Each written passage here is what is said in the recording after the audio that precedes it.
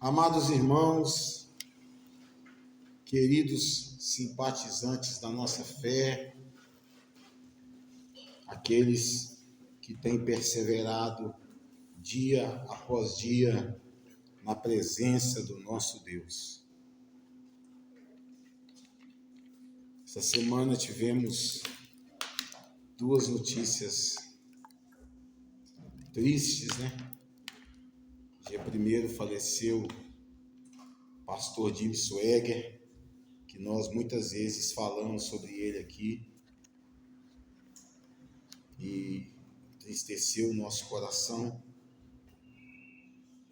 porque foi uma das pessoas que eu primeiro ouvi ministrar na televisão, muito antes de pensar em ser crente, mas é como eu sempre falo, um planta, o outro rega, o outro colhe, né?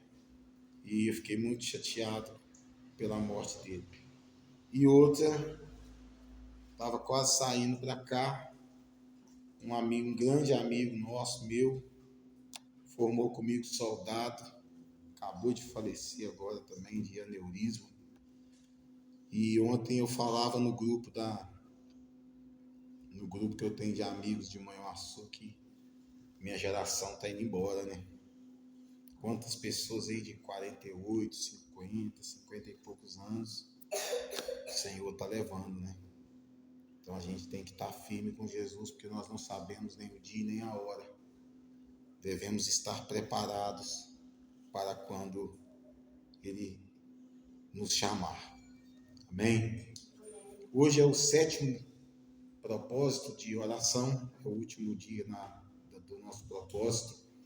Eu quero dizer para os irmãos que nesses 7 dias, nessas 7 sextas-feiras, muita coisa aconteceu, né?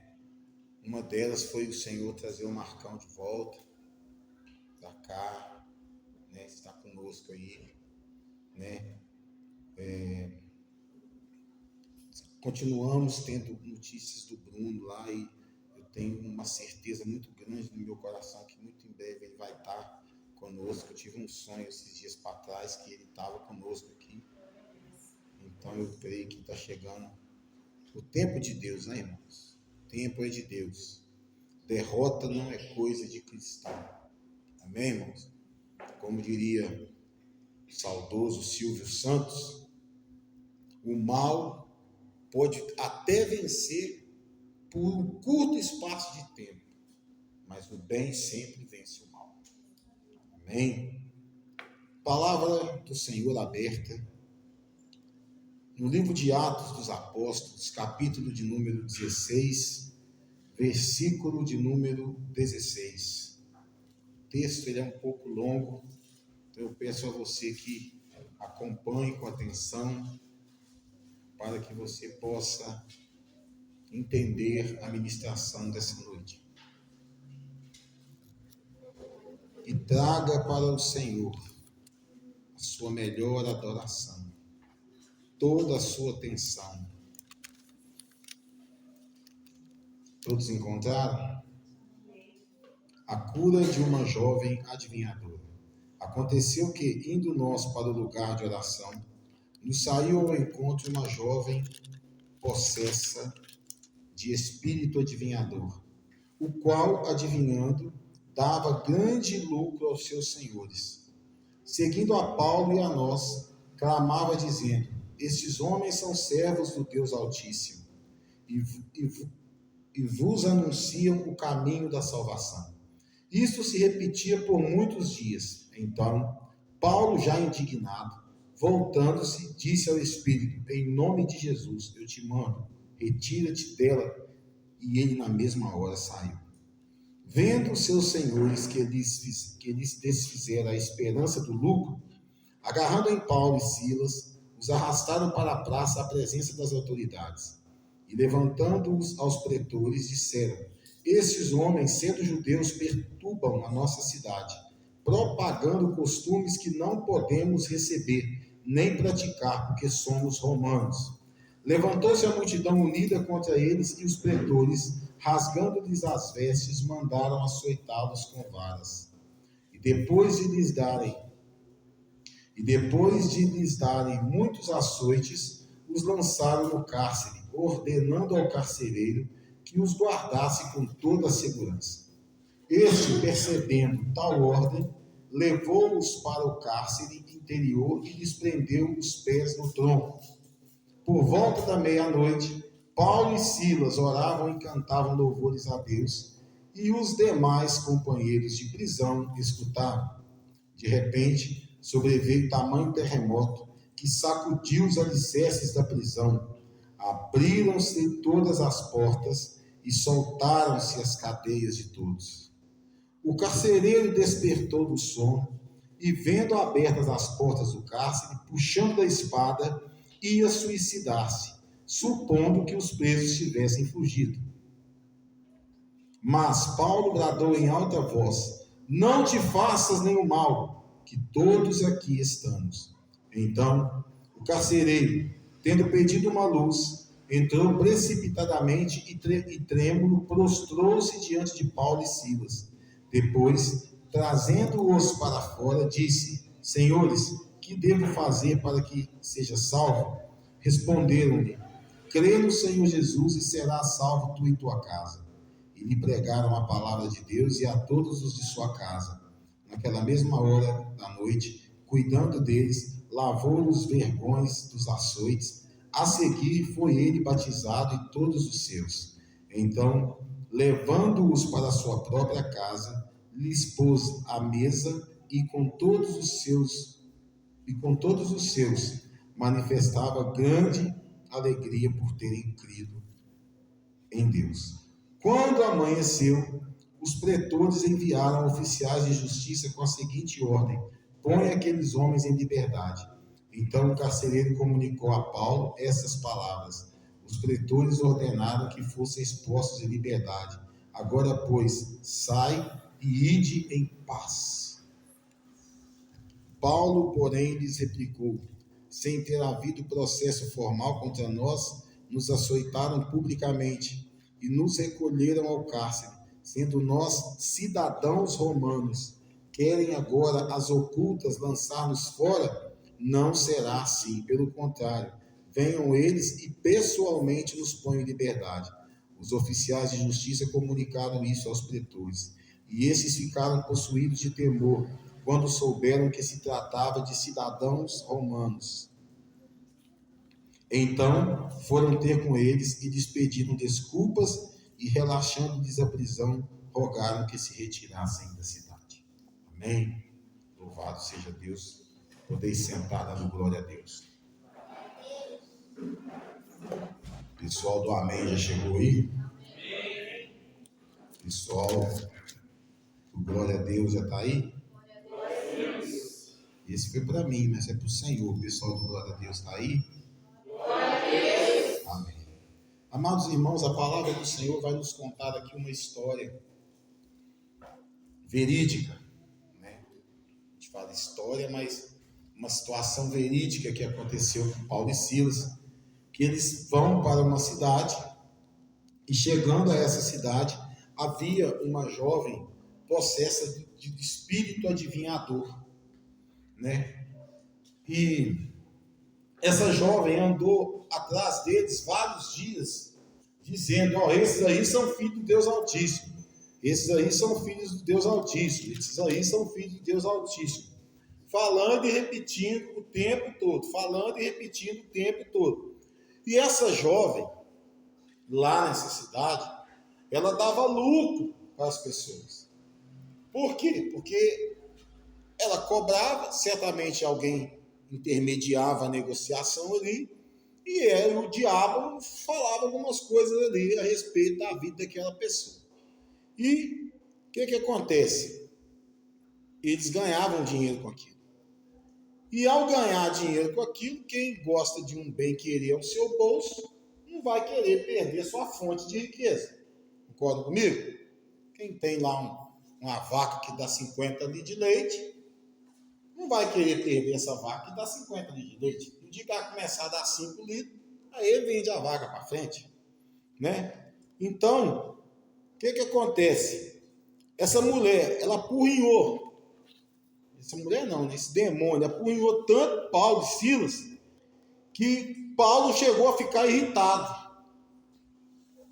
Paulo chegou a ficar irritado. E irritar Paulo era complicado, porque Paulo era douto na lei, então Paulo conhecia muito da palavra, né?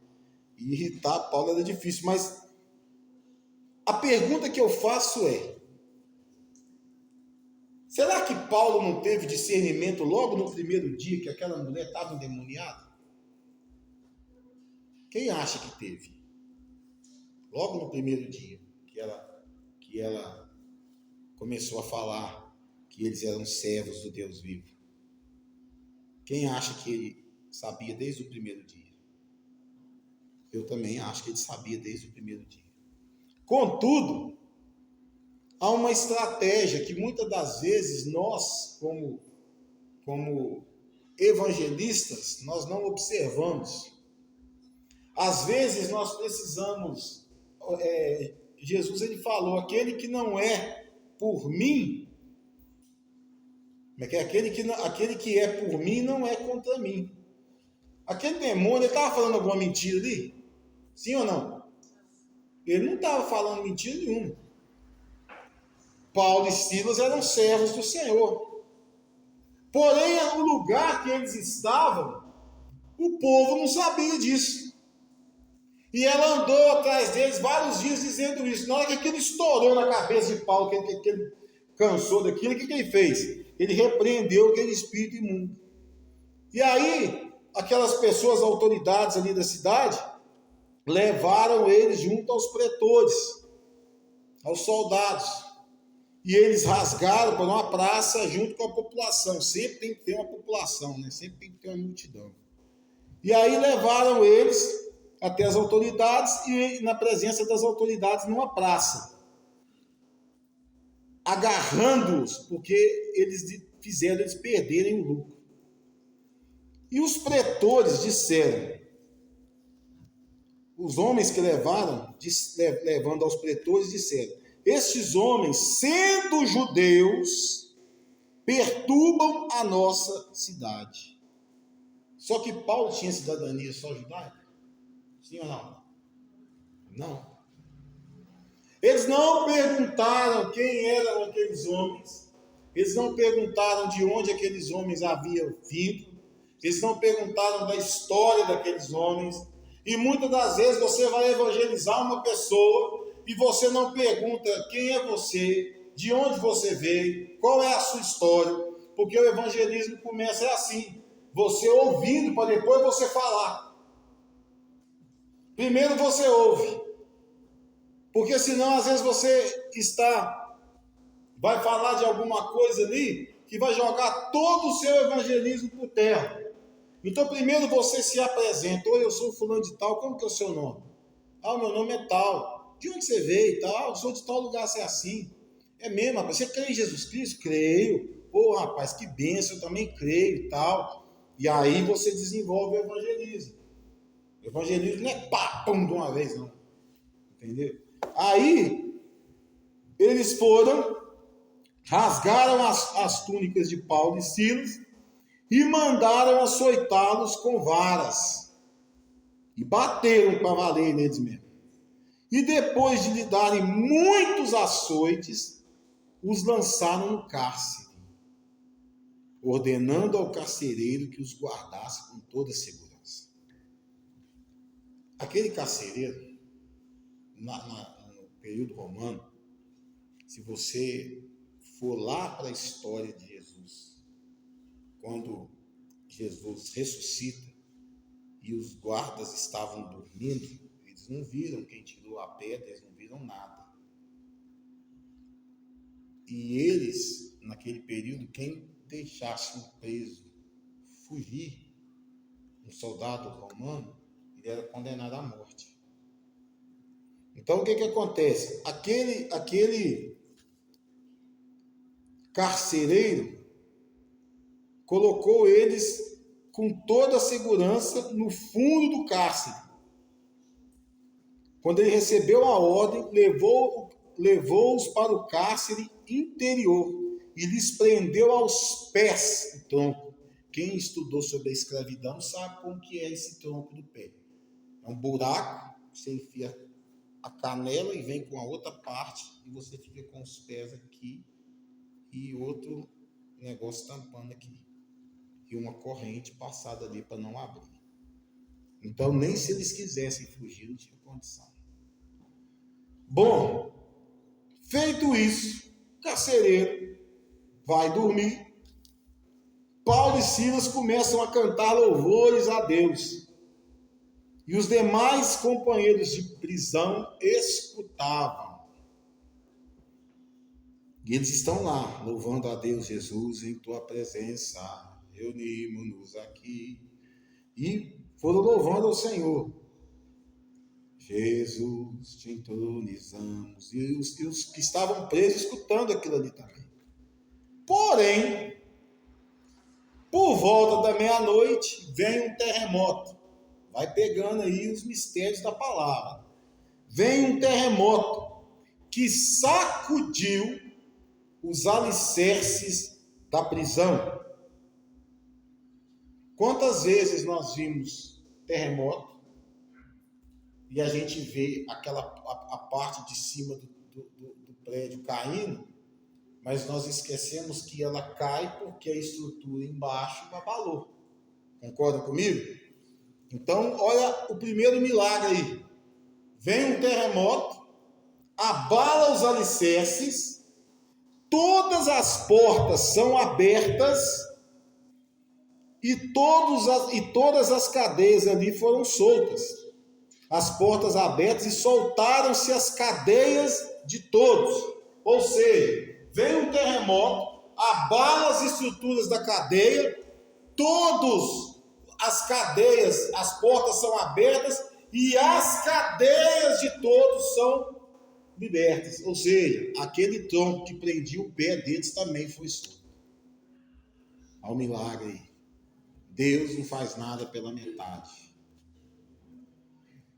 E o carcereiro despertou do sono e, vendo abertas as portas do cárcere, puxou da espada para suicidar. Por quê? Porque ele sabia que ele ia morrer. Porque ele imaginou que todo mundo estava indo embora. Porém, Paulo grita lá: não te faças nenhum mal. Estamos todos aqui. Nem aqueles que não eram convertidos fugiram. Permaneceram lá. Eles podiam ter, peneirado. Eles estavam livres ali para ir embora. Mas o Senhor tinha algo a fazer ali. E algo grandioso. E a palavra de Deus fala que uma alma, se nós ganharmos uma alma, nós ganhamos o mundo inteiro. Então, o carcereiro, tendo pedido uma luz, entrou precipitadamente e trêmulo, prostrou-se diante de Paulo e Silas. O que eu acho interessante é que mesmo as cadeias sendo soltas, eles continuaram sentados ali. Ficaram quietos ali, não saíram. Ninguém saiu das celas. Depois, trazendo-os para fora, disse: senhores, que devo fazer para que seja salvo? Responderam-lhe: crê no Senhor Jesus e serás salvo tu e tua casa. Põe aí para mim, Vanessa, 31. Vamos ler? 1, 2, 3. E eles disseram: crê no Senhor Jesus Cristo e serás salvo tu e a tua casa. Mais uma vez. E eles disseram: crê no Senhor Jesus Cristo e serás salvo tu e a tua casa. Aleluia. Nós já vimos aqui o milagre do alicerce, da porta, da cadeia, e agora nós estamos vendo aqui uma pessoa perguntar o que ela deve fazer para ser salva. E lhe pregaram a palavra de Deus e a todos os de sua casa. Aí aqui, para muitos vai gerar uma dúvida. Por quê? Porque aqui está falando da família de quem? Do carcereiro. E a família do carcereiro estava lá no cárcere? O que vocês acham? Sim ou não? A família do carcereiro não estava lá. Mas como houve um terremoto, possivelmente a família dele foi para lá para ver o que tinha acontecido. E chegando lá, naquela mesma hora da noite, eles pegaram a palavra, naquela mesma hora da noite, cuidando deles, lavou-lhe os vergões dos açoites. A seguir foi ele batizado, e todos os seus quem? Sua família. Então, levando-os para sua própria casa, lhes pôs à mesa, ceou com eles. E com todos os seus, manifestava grande alegria por terem crido em Deus. Então não foi só o carcereiro que creu, mas a família também creu. Amém? Quando amanheceu, os pretores enviaram oficiais de justiça com a seguinte ordem: põe aqueles homens em liberdade. Então o carcereiro comunicou a Paulo essas palavras. Os pretores ordenaram que fossem expostos em liberdade. Agora, pois, sai e ide em paz. Só que Paulo não era fácil, né? Quem estuda as cartas de Paulo sabe que Paulo não era fácil. Paulo foi ensinado aos pés de Gamaliel, um dos maiores da sua época, no conhecimento da lei. E Paulo era cidadão romano também. Paulo era poliglota, né, como diz o outro. Né? Paulo era judeu. Paulo tinha cidadania greco-romana. Então, o que acontece? Quando um romano, ele só poderia ser preso se ele se levantasse contra Roma. Se ele se levantasse contra Roma, ele era até morto. Mas, caso contrário, não. E o povo vivia debaixo do jugo de quem? De Roma. Aí o que acontece? Paulo pega e dá aquela lição de advocacia, né? Paulo, porém, lhe replicou, sem ter havido processo formal, quem usa esse termo é advogado. Confere? Sim ou não? Sem ter havido processo formal contra nós, nos açoitaram publicamente e nos recolheram ao cárcere, sendo nós cidadãos romanos.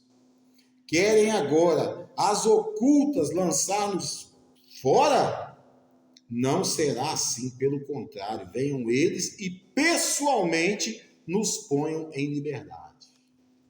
Então, nesse momento, o carcereiro já tinha levado eles, tinha sido batizado, tinha comido, mas tinha voltado com eles para a prisão. Porque eles estavam presos por ordem dos pretorianos.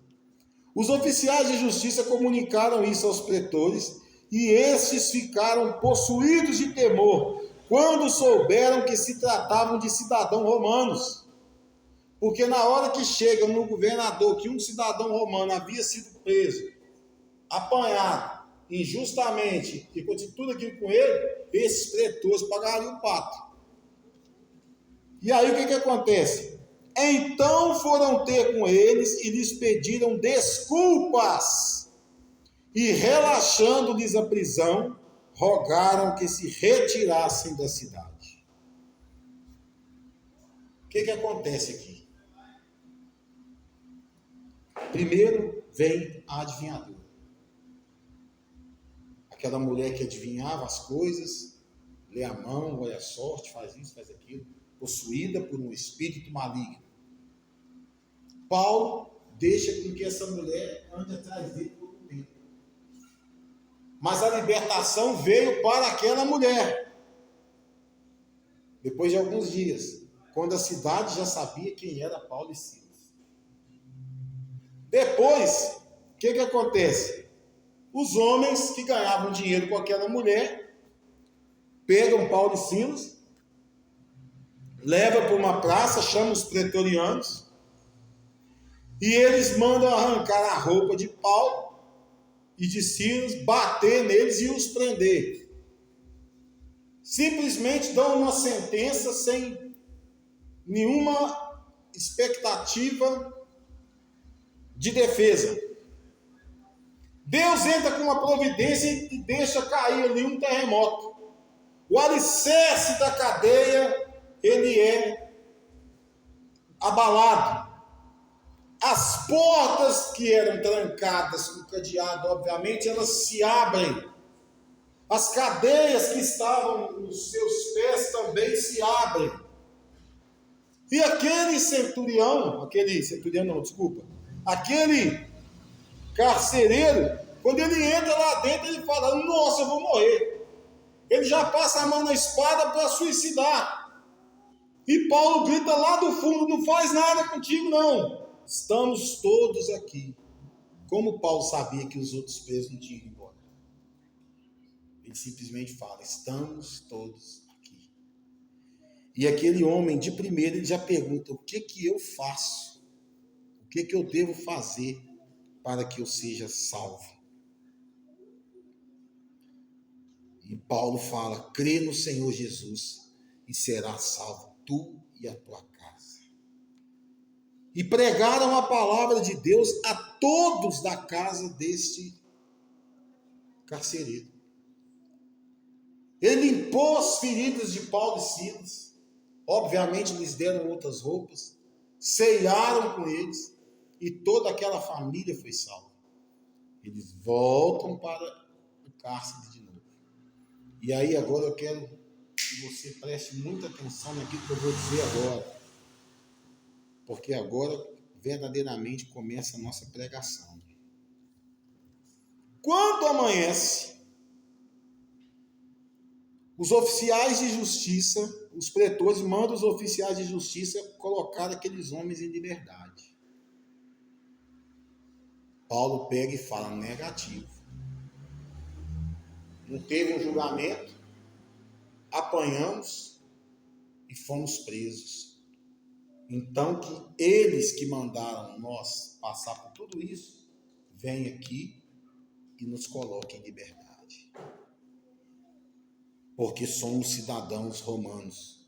E vocês querem fazer isso às ocultas, às escondidas, para que nada venha acontecer com vocês. É mais ou menos a temática que ele usa aqui. Aqueles pretorianos vão lá, pedem desculpas e relaxam-lhes a prisão, mas pedem que eles se retirem da cidade. Tem um versículo na Bíblia que vai relatar esse pedacinho aqui, ó. A glória da segunda casa será maior do que a primeira. Os açoites que Paulo e Silas levaram,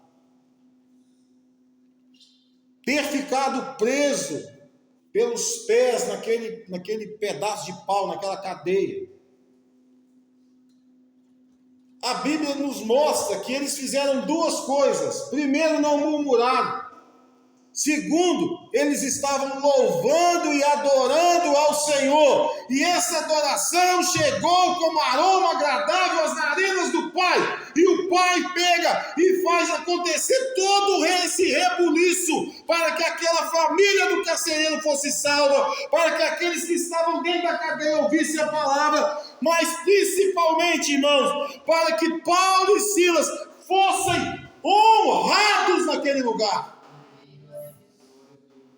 Às vezes você quer evangelizar as pessoas simplesmente dizendo: Jesus te ama.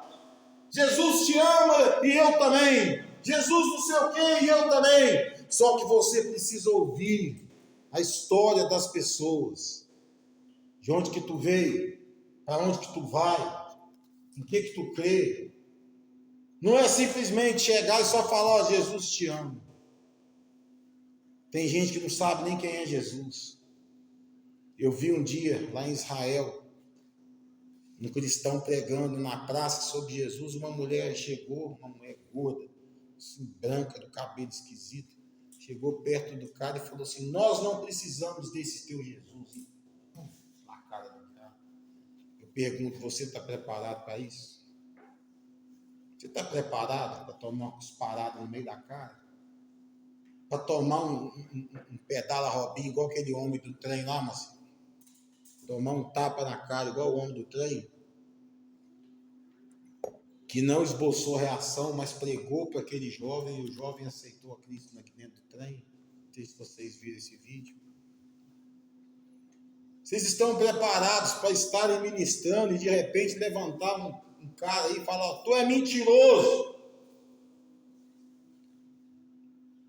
Esse Jesus não faz nada disso não. Minha mãe estava com câncer e eu orei para que Jesus curasse ela, mas ela morreu.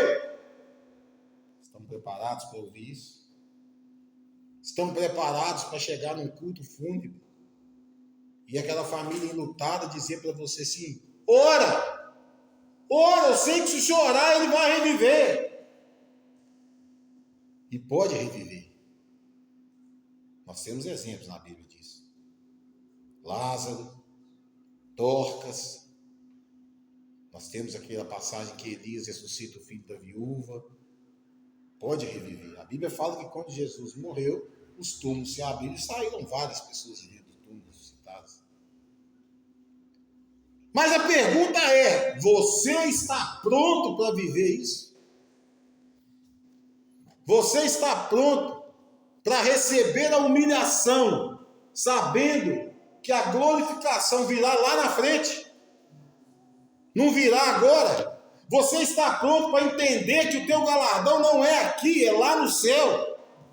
Ao invés de ficar preocupado com tapinha nas costas, porque eu fiz isso, fiz aquilo, porque não sei o que lá mais e tal, você está preocupado para vir pregar o evangelho com o coração arrebentado, arrasado, porque não é essa glória. Eu falo, se fosse pela minha carne, hoje eu não queria ministrar, não estaria aqui. Eu estaria chorando a morte do meu amigo. Eu estaria. Ninguém lá em casa sabia disso. Poucos minutos antes de eu sair para o culto, que eu estava saindo para o culto, que eu recebi a notícia. Eu estaria lá chorando a morte dele.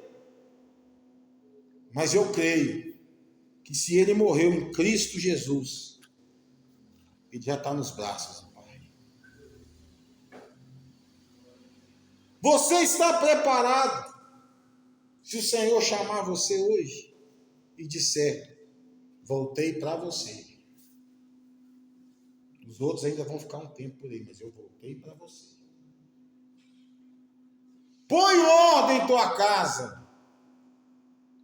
porque certamente morrerás. E aquele rei vira para o canto e entra num choro e ora a Deus. E Deus lhe acrescenta 15 anos de vida. Mas você acha que isso vai acontecer com você também? Será que vai? Nós temos aqui libertação daquela adivinhadora. Um dos temas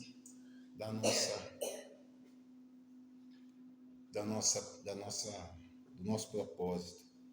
Nós temos aqui cura, porque não é só cura espiritual, mas cura física. E a palavra fala que o carcereiro lavou as feridas de Paulo e Silas. Nós temos aqui salvação, porque uma família inteira foi salva. A palavra fala que naquela mesma noite o carcereiro foi batizado. E quantas vezes nós estamos aí pensando na morte da bezerra? Meu Deus, o que eu faço? O que eu deixo de fazer? E agora? E nós temos aqui, irmãos,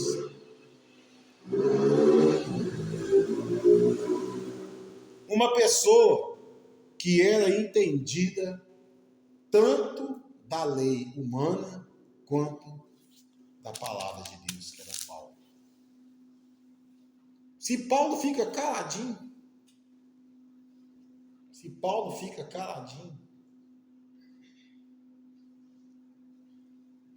ele ia apanhar, não ia ganhar o carcereiro e ia embora no outro dia.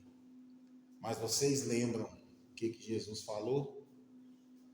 para aquele homem que eu esqueci o nome dele, acho que é Nicodemos, que orou por Paulo, para ele recuperar a visão. É Nicodemos, né? Eu esqueci agora quem que é. Jesus fala assim para ele. Ele pergunta, mas Senhor, esse é aquele que tem perseguido a tua igreja. O que Jesus fala para ele? Esse para mim é vaso precioso e escolhido. Vai caber a ele sentir o que é sofrer pelo meu nome. Então, quando ele toma aquela chibatada e fica calado, estava se cumprindo ali, tudo aquilo. Depois vem a prisão, vem uma opção de coisas que vai acontecer lá para frente. E você, irmãos, você pode ser um perseguidor como Saulo foi. Você pode negar o Senhor como Pedro negou. Você pode ser cego como Bartimeu. Ser tão pobre e doente como Lázaro. Ser impuro como um leproso. Estar longe como o filho pródigo. Estar cheio de pecado como a samaritana. Ser um pagão rude como o carcereiro.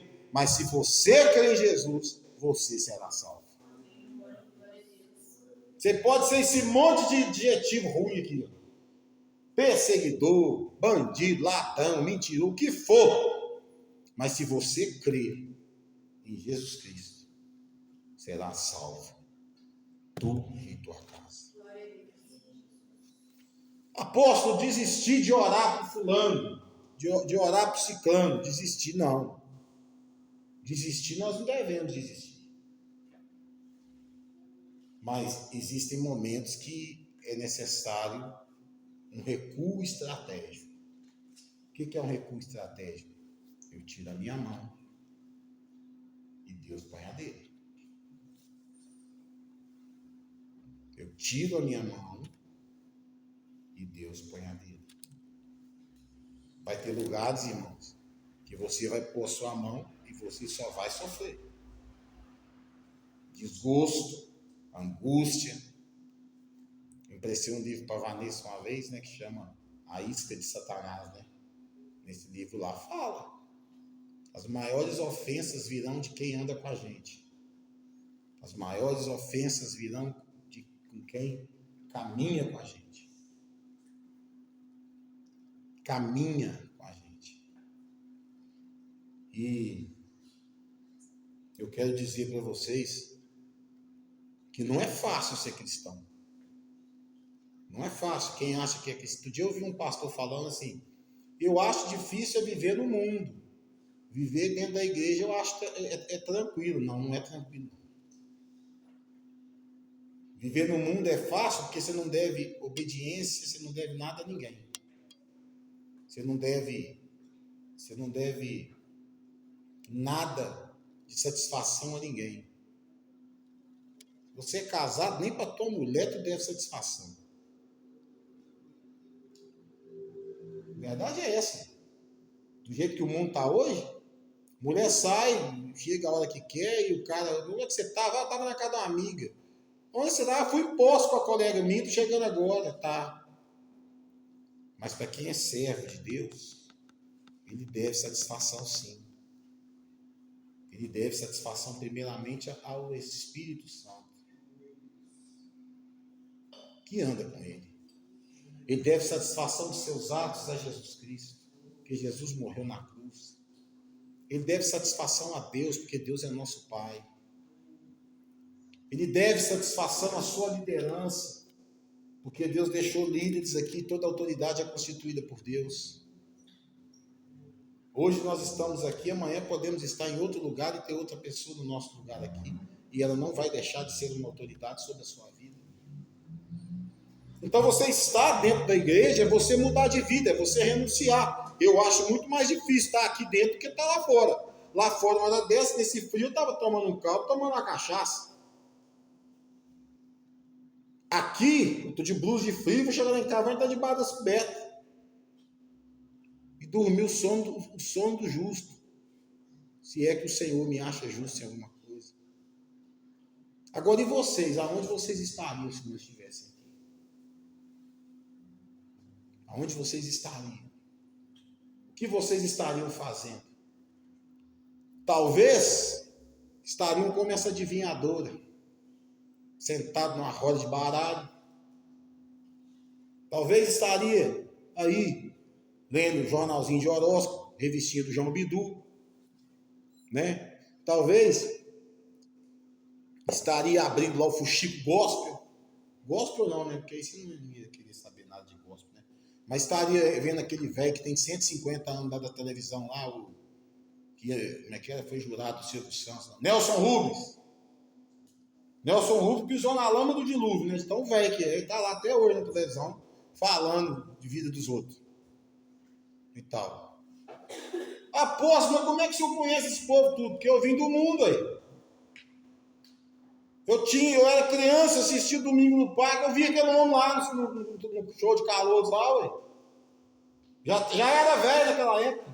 Imagina hoje, depois de quase 50 anos. E tal, tá lá falando da vida dos outros, preocupado se o fulano viu, se deixou de ir, se fulano separou, deixou de separar, se o fulano perdeu a guarda, deixou de ganhar a guarda. Tá lá, olhando, observando essas coisas. Se eu estivesse lá no mundo, eu estava fazendo tudo quanto é tempo atrapalhado. Botelhos era pequeno para mim, você pode ter certeza que eu não morava aqui. Pode ter certeza disso. Botelhos era pequeno para mim. Já estava me preparando para expor água. Começa hoje, né? Já estava me preparando, já estava turbinado uma hora dessa. Mas Jesus me lavou no sangue precioso dele. E eu fui liberto de tudo isso, graças a Deus. Fui liberto. Aonde a presença de Jesus chega e as pessoas não a querem, as pessoas vão pedir que você se retire. Mas você, ao se retirar, porque elas não quiseram a presença de Jesus, o que Jesus mandou os discípulos fazer? Sacode até o pó da sandália. Paulo e Silas deram um exemplo do que é estratégia de evangelismo. Como eu disse, libertação, cura, salvação, e eles foram respeitados. Não quiseram eles lá, mas aqueles que mandaram açoitados foram lá pedir desculpa para eles. Bem-aventurados sois vós, quando vos injuriarem e mentindo disserem todo o mal contra você. O que esse povo fez com Paulo e Silas? Mentiram a respeito deles, porque ele simplesmente expulsou o demônio de uma mulher que estava endemoniada. E aquilo não era mentira, aquilo era verdade. Então você vê que a Bíblia vai se cumprindo, irmãos. A Bíblia vai se cumprindo uma atrás da outra. Enquanto nós não entendermos que a Bíblia ela vai se cumprindo, texto após texto, na sequência, a gente fica meio perdido. Glorificado é o nome do Senhor Jesus Cristo. Glorificado é o nome do Senhor. Nós precisamos deixar o caminho velho e devemos entrar no novo caminho. Quem é o novo caminho? Jesus Cristo. O caminho velho é o velho Márcio, que quem não sabe que eu converti ainda pensa que eu ainda sou louco igual eu era antes.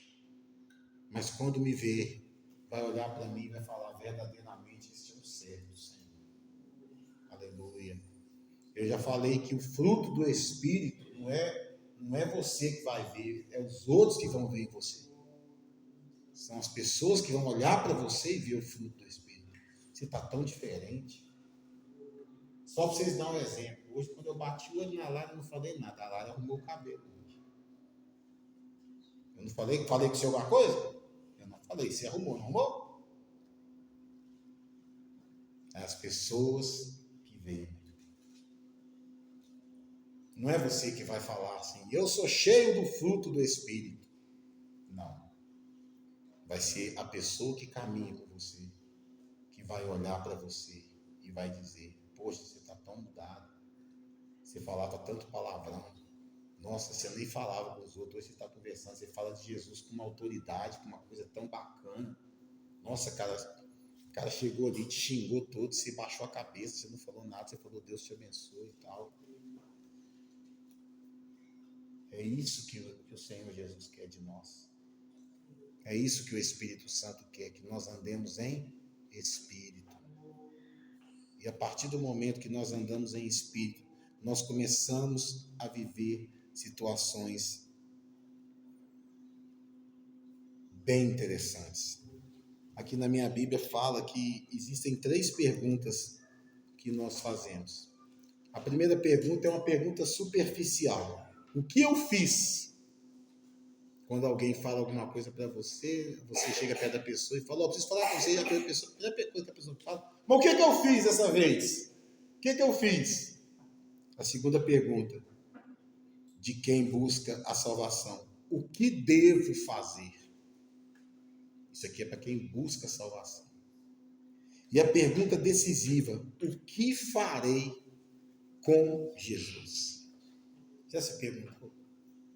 O que você fará com Jesus? E eu tenho 1001 planos na minha cabeça, mas a Bíblia fala que o coração do homem faz planos. A resposta final vem do Senhor. Mas planos eu tenho um monte. Sentar nos pés, abraçar, beijar Jesus, andar abraçado com Ele. Usar de toda a autoridade que Ele nos deu. Ser discípulo dele aqui nessa terra, na condição de apóstolo, fazer novos discípulos, porque nós somos uma igreja apostólica. Nós cremos na doutrina dos apóstolos, que foi ensinada pelo próprio Jesus. Aqui não é uma igreja que você chega e você faz o que você quiser. Não é assim, não. Nós somos uma igreja apostólica. Nós não somos romanos, mas nós somos apostólicos. Né? Apostólico é aquele que segue a doutrina dos apóstolos, como está lá em Atos 2,42. E seguiam a doutrina dos apóstolos. Um dos textos mais pregados aqui nessa igreja. Se você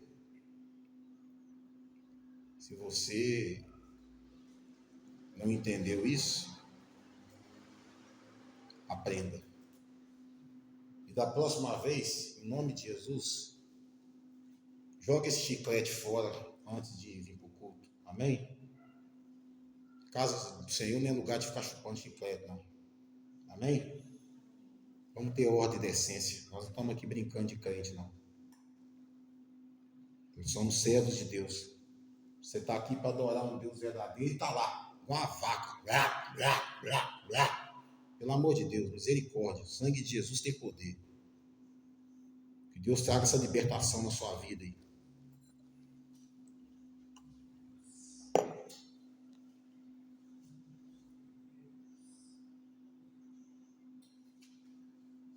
A partir de hoje eu não quero nem bala aqui dentro da igreja. Nem bala, nem chiclete, nem nada disso aqui dentro da igreja. Que não é lugar disso. Que não é lugar disso não, hein? Quer chupar bala, chupa lá fora. Antes do culto começar. Começou o culto, ninguém vem com negócio de bala, bolacha, biscoito. Acabou esse trem. Se nós somos uma igreja apostólica, vamos respeitar aquilo que aprendemos. Eu não saí da minha casa para chegar aqui e ministrar uma coisa. Estou vendo os outros. Pelo amor de Deus, misericórdia. Não, Eu vendo doce. Vocês viram eu vender doce dentro da igreja aqui? Não, ali fora, ali, dentro do carro lá. Compra quem quiser. Agora, ficar mastigando chiclete dentro da igreja. Aí depois vem eu e a Lária aqui lavar os bancos da igreja. O que nós achamos debaixo do banco lá? Chiclete colado debaixo da cadeira aí, O cidadão não tem um pingo de noção do ridículo de colocar um chiclete debaixo da cadeira aí, Por quê? Porque tem os irmãos que vêm limpar. Vem a Vanessa limpar, vem o Maciel limpar, vem a Lara, o Léo limpar, vem a Apóstola limpar. Quando eu posso, às vezes eu venho também, mas muito difícil eu vir. Vem a Maria limpar, vem o Ian limpar. Aí vira cá, vamos lavar as cadeiras hoje. Tá aquele chicletão desse tamanho, duro, vamos pegar de pau. Só falta pegar, enfiar na boca e continuar mastigando. Não, pode parar com esse negócio aí. Papel de bala espalhado pro chão aí, não, vamos parar com isso. Vamos parar com esse negócio aí. Isso não é pedido, não. Isso é norma. Amém, irmãos? Isso é norma. A partir de hoje, negativo. Você quer mascar chiclete, você masca até 7h29 lá fora. Deu 7h30, você entra para dentro e você fica à vontade que vem diante de Deus. Está louvando o Senhor? Maravilhoso é! O sangue de Jesus tem poder. E para nós terminarmos essa nossa explanação de hoje, eu queria dizer só uma coisa que eu aviso aos irmãos. Nem todo mundo que vai bater nas suas costas e dizer que você é um servo de Deus, ele tem o mesmo espírito que você. Nós vimos isso aqui. Por isso nós precisamos buscar discernimento. Discernimento. O dia que a mulher ficou endemoniada, foi no sábado do primeiro dia da campanha, não foi, Lucimar, que a mulher ficou endemoniada aqui?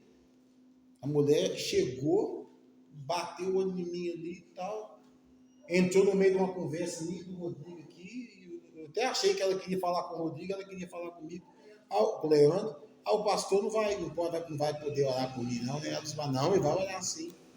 Quando o Leandro saiu, a mulher virou para mim e falou assim, meu guia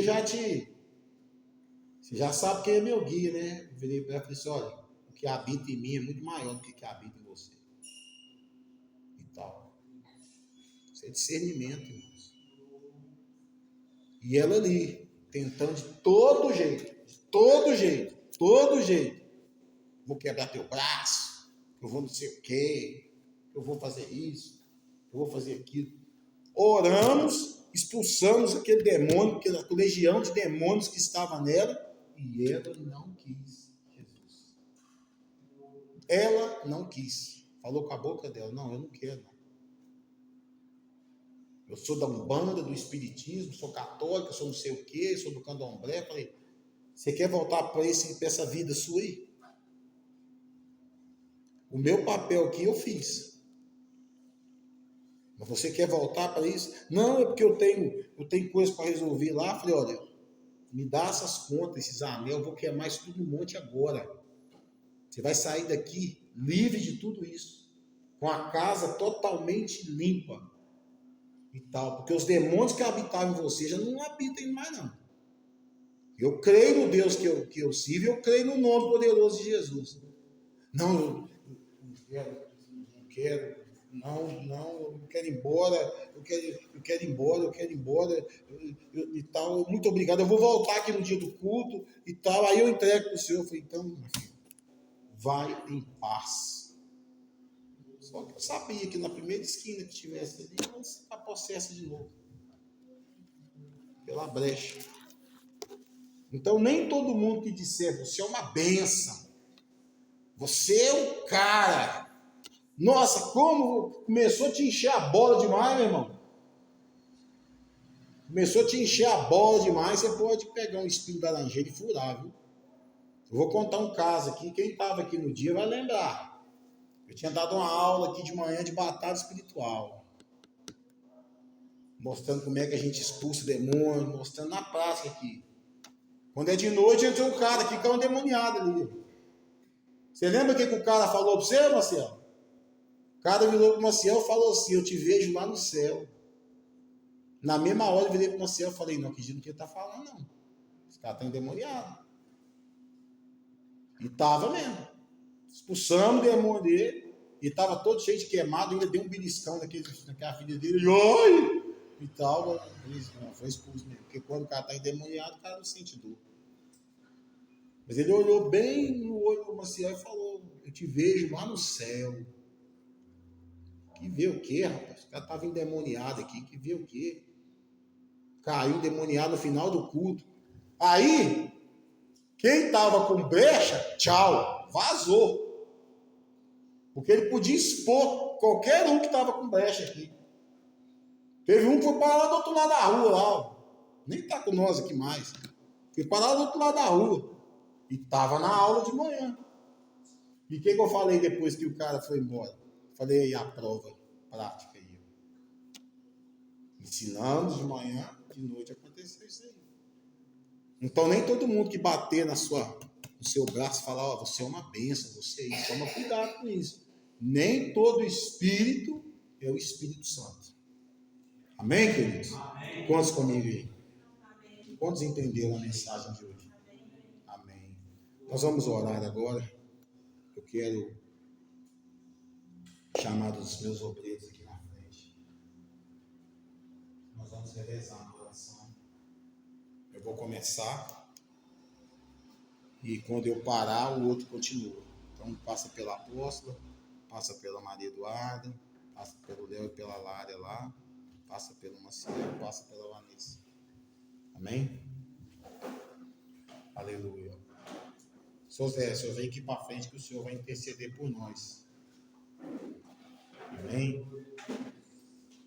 Você e nós que vamos orar, apresentamos a nossa oração diante do Senhor. Apresentamos a nossa oração diante do Senhor. E todas essas 7 semanas que nós fizemos aí, eu tenho certeza que você vai dar testemunho disso muito em breve. Amém? Glorificado e exaltado é o nome do Senhor.